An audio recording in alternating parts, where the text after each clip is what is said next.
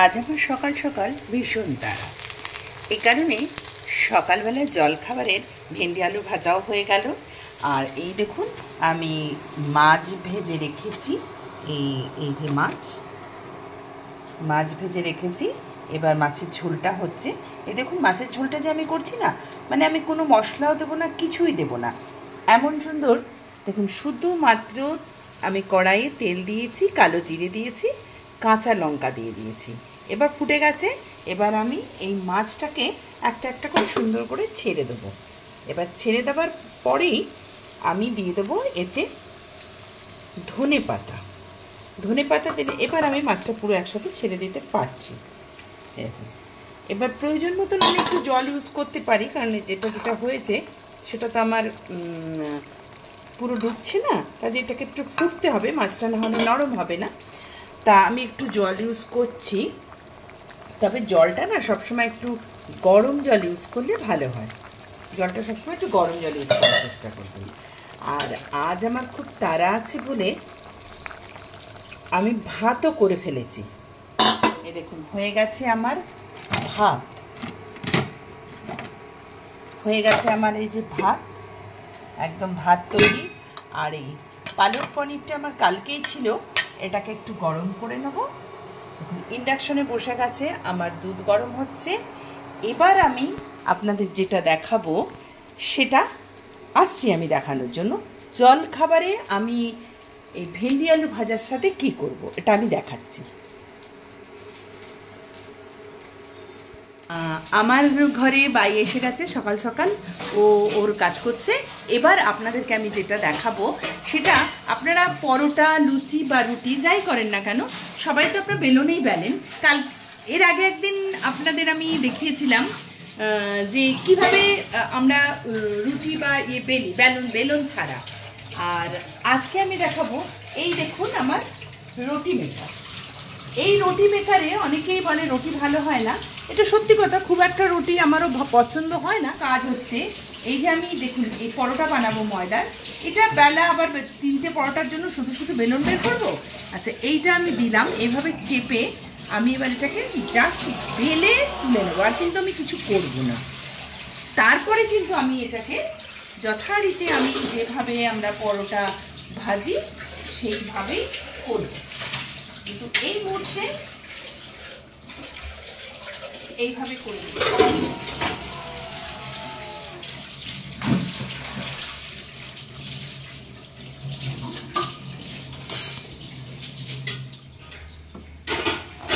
হয়ে গেল আমার 3টে পরোটা বেলা। দেখুন কতটুকু সময় লাগলো আমার 3টে পরোটা বেলতে, আর কোনো ঝঞ্ঝাটও হলো না, কারণ আর বেলাটাও কত সুন্দর হয়েছে দেখুন, কিছুই করতে হলো না। কাজে এইটা কিন্তু আপনারা ইউজ করতে পারেন।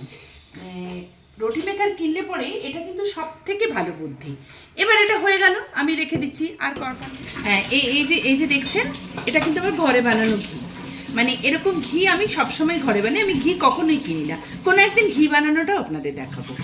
আর এই যে পরোটা এক্ষুনি আমি বেলে নিলাম যে পরোটা, এবারে এই পরোটাটা আমি কিভাবে সেঁকবো।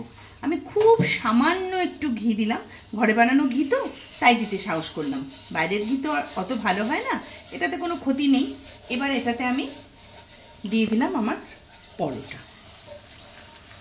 আর পরোটাটা দেওয়ার সাথে সাথে না সময় এই যে জিনিসটা দিয়ে যদি আপনি একটু চাপ দেন, তাহলে দেখবেন পরোটাটা খুব ভালো হবে, মানে সেঁকাটা খুব ভালো হবে, সেঁকাটা একটু খারাপ হবে না। কারণ পরোটার জিনিস যদি সেঁকা ভালো না হয় তবে কিন্তু সেটা ভালো লাগে না, কাজে সেঁকাটা খুব ভালো হবে। আর ঘি দেওয়াতে দেখুন কত কম ঘি লাগবে, এই একটাতে দিয়েছি। এবার এটা থেকে আমার এটার কিছুটা ঘি কিন্তু এটার মধ্যেই চলে গেল।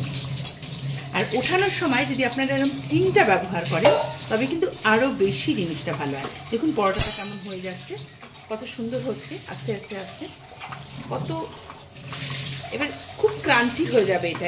এইভাবে যদি আপনারা করেন পরোটাগুলো, একটু সামান্য ঘি দেবো, কারণ অতটা কম তো, এই এতটুকু ঘি দিলাম, ব্যাস এতেই আমার এখানটা যথেষ্ট হয়ে যাবে। 3টে পরোটা আমার হয়ে গেল, আমার ভেন্ডি ভাজা রেডি। এবার আমি ব্রেকফাস্টটা করে নেব। কথা শুনতে হতো, অনেক কথা শুনতে হতো, আজ আর কেউ নেই বলার মতন। জানেন আমাদের বাড়ির কাজের মেয়েটা ফুলির মা, ও আমায় বলতো ঘাই মাই যদি যাইবা তাহলে আর ওই কালে স্নান করণের কি হইল। ওকে কি করে বোঝাই বলুন তো? বিকেল বেলায় স্নান করলে যে কত ফ্রেশ লাগে, মনটা কেমন যেন উড়ু উড়ু লাগে, সেটা ওকে কি করে বোঝায়। আর জানেন স্নান করার পরেই না আমার না কেমন গলা দিয়ে গান বেরোতে থাকে, নাটকের ডায়লগ বেরোতে থাকে।